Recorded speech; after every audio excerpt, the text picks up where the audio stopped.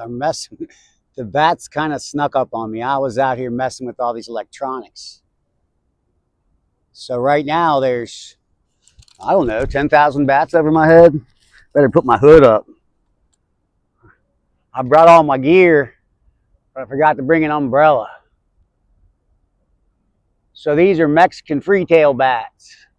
These are Mexican free-tail bats. They would normally live in one of the many caverns in central Texas.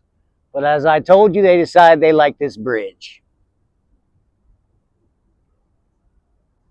What these colonies do is they'll fly to Mexico over the winter. And they mate down there. And then only the pregnant females come back into the north.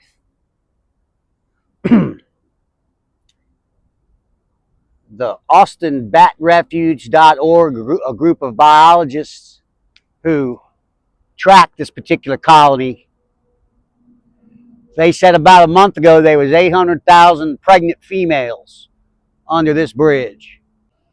They've been having their babies for roughly a month, so there's upwards of 1 million bats coming out of here tonight. Or we can get the final evaluation in the morning from AustinBatRefuge.org's website. But this is what we call a ribbon.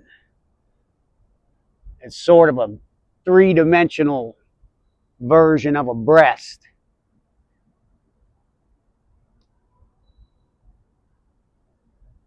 There's our ribbon.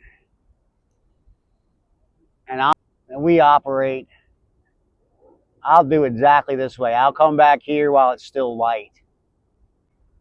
As the light fades, it's going to be harder and harder to see them back here to the east.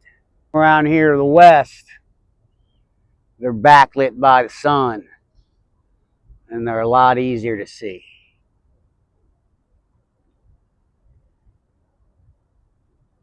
When these bats, when it's time for them to have their babies, which is now, I mean, they're in the process, right before the baby's born, the baby bat in the mother's womb is about 1/3 of her body weight. So they're carrying quite a load. And the biologists, like I said, estimated 800,000 bats in this bridge before the babies started being born. So now there's over 1 million bats.